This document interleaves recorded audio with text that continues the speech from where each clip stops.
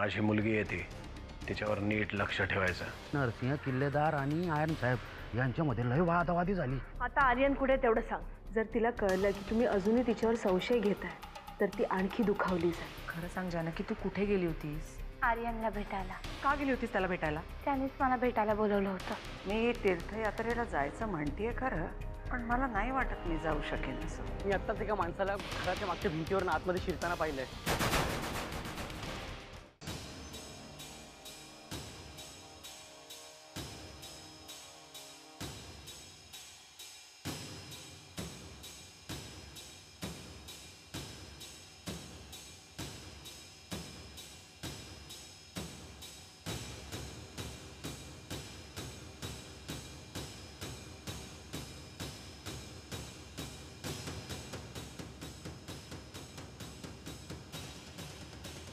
जा रे, आतमध्ये बघून ये.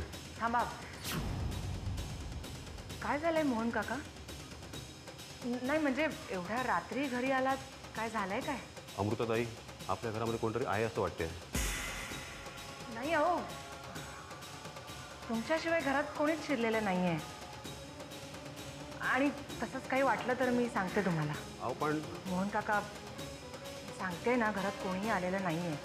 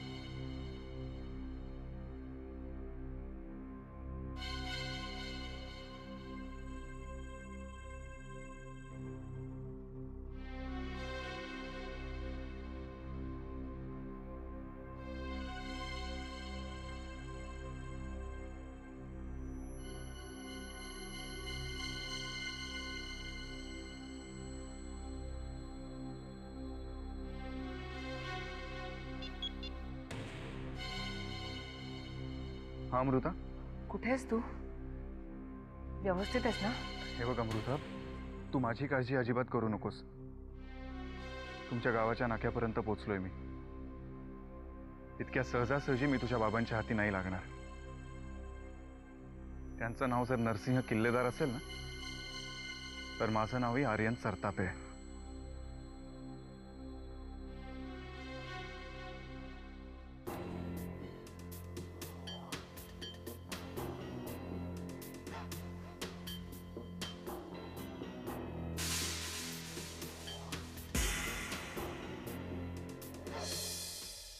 स्वतः काढली सकाळी, असं कसं सापडत नाही म्हणजे काय? इथेच कुठेतरी असायला पाहिजे ना. मी पाहिली. आत्याबाई, काय शोधताय? मी काही मदत करू का? कसली मदत बाई? इथे नुसता सगळा घोटाळा झालाय. ही जानकी नसली ना घरात की एक वस्तू जागच्या जागी सापडत नाही बघ. आता माझी गोळ्यांची डबी सापडत नाहीये. केव्हाची शोधतेय मी. त्याच्यावर काही नाव वगैरे लिहिलं होतं का? किंवा कुठल्या रंगाची होती मला सांगा ना, मी शोधून देते. तू कशाला त्रास घेतेस? त्यात कसला आलाय त्रास? आत्याबाई, मी तर म्हणते ना, नरसिंहरावांसारखी तुम्ही पण स्वतःसाठी एक पीए ठेवा. मी होऊ का तुमची असिस्टंट? मग मी सगळी कामं करीन. तेवढाच या घराला माझा उपयोग. अगं, उपयोगासाठी आली आहेस का तू या घरात? उलट या घरातल्या सगळ्यांनी तुझी बर्दास्त ठेवली पाहिजे. पाहुणी आहेस तू या घरात. हो ना, या घरचीच नाही, आता सगळीकडे पाहुणी म्हणूनच उरली आहे. हे काय निघालीस कुठे? आधी मी काय सांगतेय ते ऐक. सकाळची गोळी सकाळच्या जेवणाच्या नंतर, रात्रीची गोळी रात्रीच्या जेवणाच्या आधी, संध्याकाळी एक बिन साखरेचा चहा आणि रात्री झोपताना थंडगार दूध. उद्या मंगळवार आहे, त्याच्यामुळे गणपतीच्या पूजेसाठी जास्वंदीची फुलं पाहिजेत. सगळं मला व्यवस्थित आणि वेळेवर हवं, कळलं? आणखीन काही लागलं तर नंतर सांगण्यात येईल. येस मॅम, कळलं. राहू दे ग, काही लागलं ना तर सांगेन मी तुला. हं?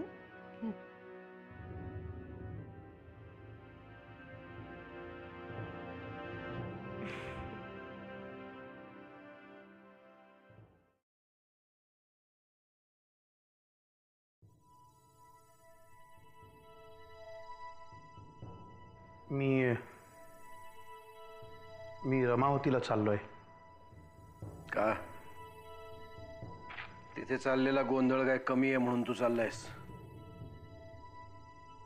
तिथे कोणाच्या जाण्यामुळे गोंधळ झाला? अमृताचा फोन आला होता मला, रडत होती फोनवर. अरे कमाल आहे, जो तो माझ्या मुलीच्या नजरेत मला पाडायलाच बघतोय. त्या गण्यापासून आत्याबाईंपर्यंत हा आर्यन सरतापे त्यांच्या गळ्यातला ताईतच झालाय. तू खूप एकांगी विचार करतोयस असं नाही वाटत आहे का तुला? हो का? मग आता तूच सांग मला, मी कसं वागायला हवं ते.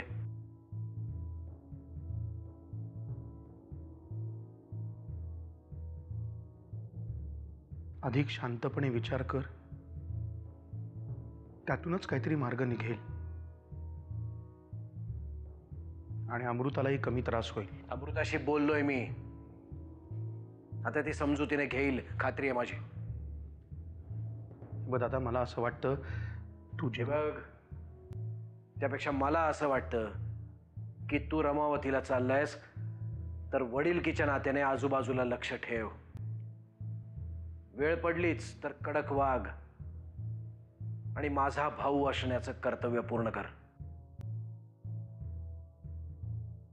चल येतो मी. वामन,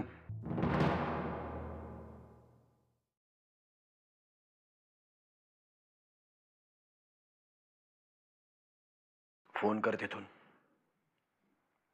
आणि मी जर जास्त काही बोललो असेल तर मला माफ कर. दादा काय येऊ मी?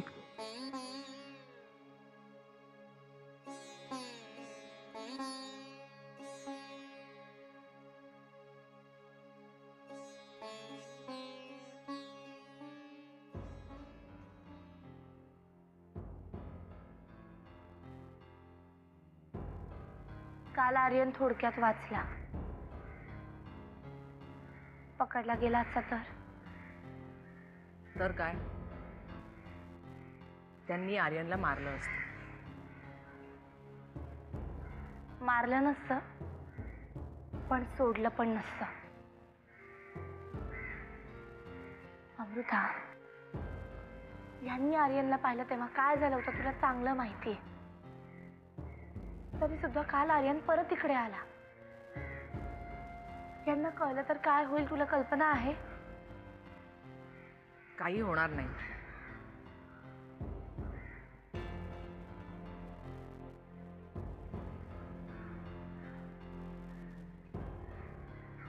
मी काही होऊ देणार नाही.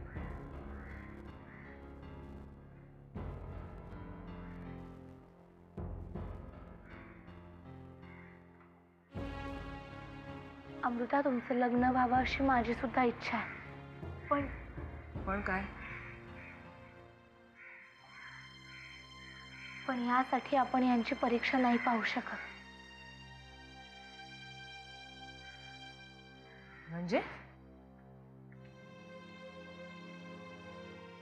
म्हणजे फक्त तुझ्या प्रेमापोटी यांनी अजून आर्यनच्या बाबतीत कुठलंही वेडवाकडं पाऊल उचललं नाही. ते अजूनही वाट पाहतात अमृता तुझा विचार बदलण्याची. पण तू जर का त्यांना असाच विरोध करत राहिलीस आणि ते जर त्यांच्या सहनशक्ती पलीकडे गेलं तर मी विचारही करू शकत नाही ते काय करतील याचा. त्यांना जे काही करायचं असेल ना ते आता आम्हा दोघांचंही करावं लागेल. कारण आर्यनला काहीही झालं तर मी गप्प बसणार नाही. तू असा विचार का करतेस अमृता? यांच्यामध्ये आणि युगंधरबाईंमध्ये जे काही गैरसमज असतील ते आपण बोलून मिटवू ना. तू एक लक्षात घे, त्या दोघांमधले गैरसमज मिटल्याशिवाय तुमच्या नात्याला भवितव्य नाही. जानकी, आमच्या नात्याचं भविष्य आम्ही ठरवणार, दुसरं कोणी नाही. अच्छा, म्हणजे आता हे तुझ्यासाठी दुसरं कोणीतरी झालेत का? तू शब्दशः अर्थ घेऊ नकोस ग. पण आता या बाबतीत मी त्यांचं काहीही ऐकणार नाही. माझं तर ऐकशील? अमृता, आपण यांच्याशी बोलू, सगळे गैरसमज मिटवू. तू फक्त एक कर, आत्ता आर्यनला इकडून जायला सांग. आर्यनच्या इकडे राहण्याने प्रश्न सुटणार नाहीये. तुला कळतंय का मी काय म्हणतेय ते? अमृता, तुला कळतंय का मी?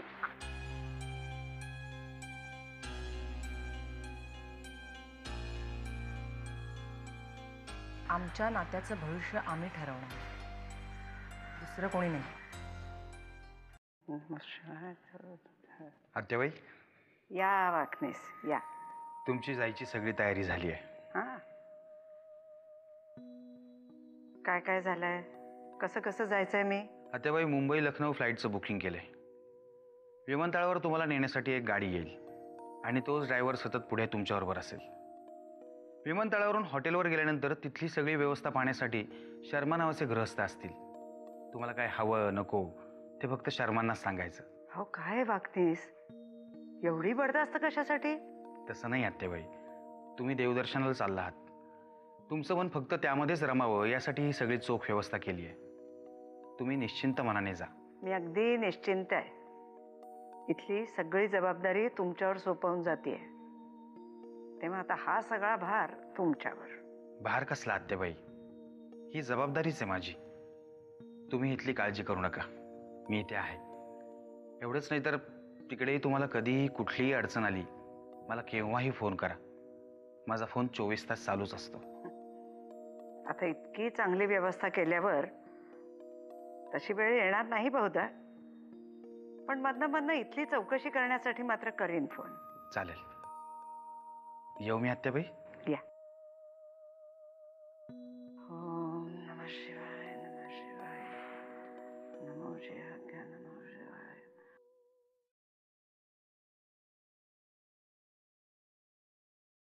वामनराव, रमावतीला जाण्यासाठी हिरवा सिग्नल मिळाला वाटतंय. आत्ता आत्ता कन्फर्म होतंय माझं. एवढ्यात तुम्हाला बातमी मिळाली? तेच तर आमचं काम आहे वामनराव. जातोय. वामनराव,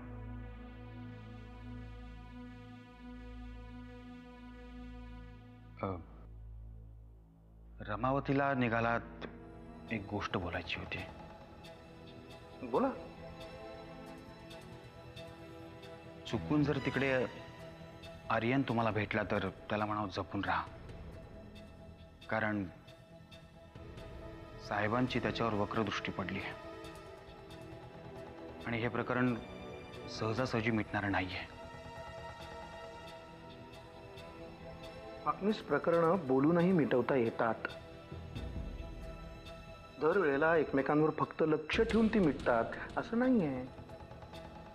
दुसरं कुठलंही प्रकरण असताना तर बोलून मिटलं असतं, पण युगंधरा सरतापे नाही. तुम्ही नक्की कोणाच्या बाजूने आहात वाकनीस? मी या घराच्या माल्याच्या बाजूने.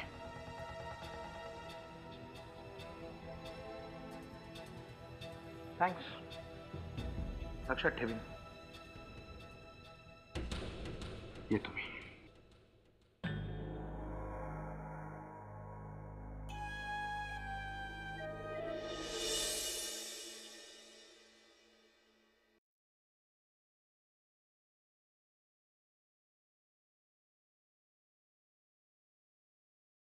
हॅलो आर्यन, कसा आहेस तू आणि कुठे आहेस आता? मी बरा आहे अमृता, इकडे विंचुर्णीतच आहे. मला सांग, तू बरी आहेस ना? बरी आहे, नको काळजी करूस. बरं अमृता, मी गेल्यानंतर काही प्रॉब्लेम तर नाही ना झाला? नाही, इथे काहीच नाही झालं. उलट मला तुझी काळजी वाटते. आर्यन, मी काय म्हणते, तू मुंबईला परत जा.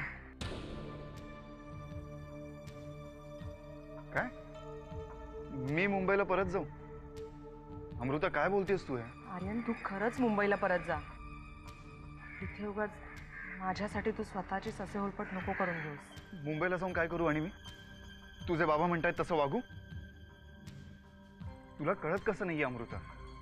हे बघ, मी जर मुंबईला परत गेलो ना तर आपल्या भेटण्याचे सगळे चान्सेस संपतील. आणि हेच तर हवंय तुझ्या बाबांना. म्हणूनच तर त्यांनी जानकीला इकडे पाठवलं होतं, इनडायरेक्टली त्यांचा मेसेज पोचवायला. म्हणजे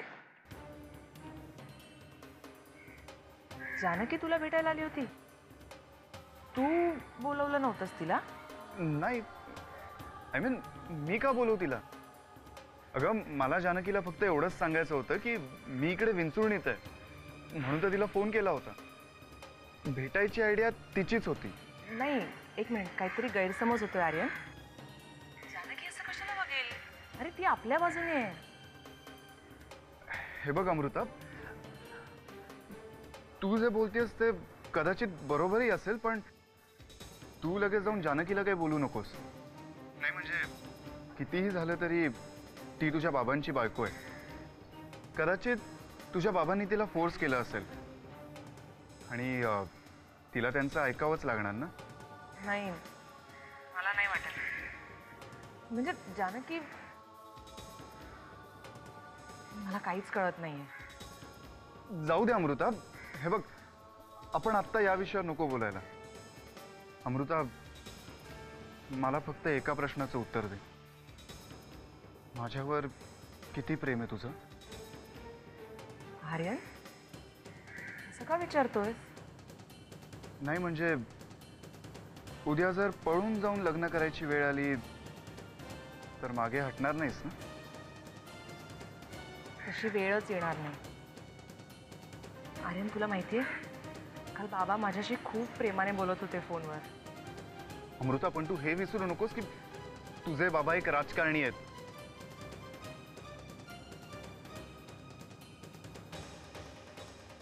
त्यांनी जानकीला इकडे पाठवलं होतं, इनडायरेक्टली त्यांचा मेसेज पोचवायला. तुझे बाबा एक राजकारणी आहेत.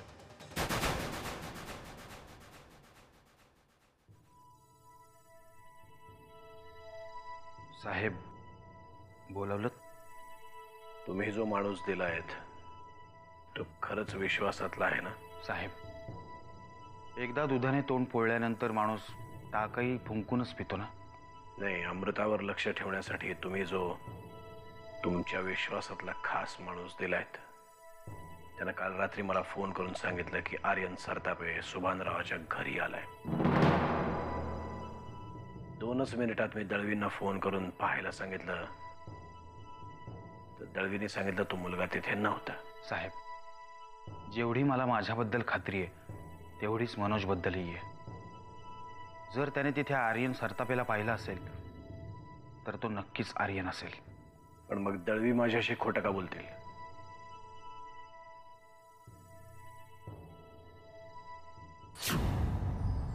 वाकनीस,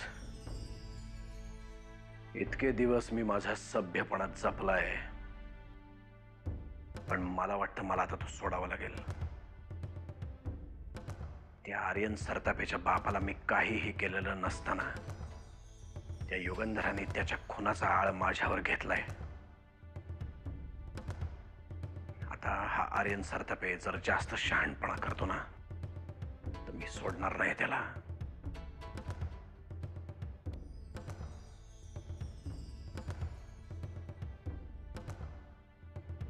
साहेब, हे प्रकरण अत्यंत नाजूक आहे.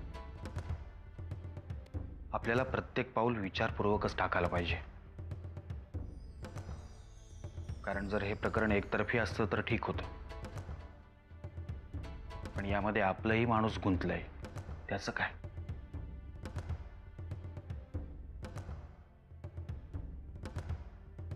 मग वाकनीस असं समजा हे प्रकरण एकतर्फीच आहे. मला एक कळत नाही वाकनीस, तुम्ही इतके हळवे केव्हापासून झालात? परत परत सांगतोय वाकनीस, माझ्याशी डबल गेम करण्याचा प्रयत्न कुणीही करू नका. जे मनात आहे तेच ओठावर ठेवा. कारण आता सरळ विचार करायच्या मनस्थितीत राहिलो नाही मी. त्या मुलाने जर जास्त शहाणपणा केला तर त्याला तिथल्या तिथे ठेचून काढा. ठीक आहे साहेब, जशी तुमची इच्छा. नुसती माझी इच्छा नाही वाकणीस, हीच तुमची इच्छा सुद्धा असू दे. मनात असो अथवा नसो,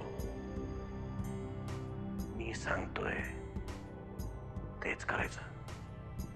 तसंच होईल. या तुम्ही.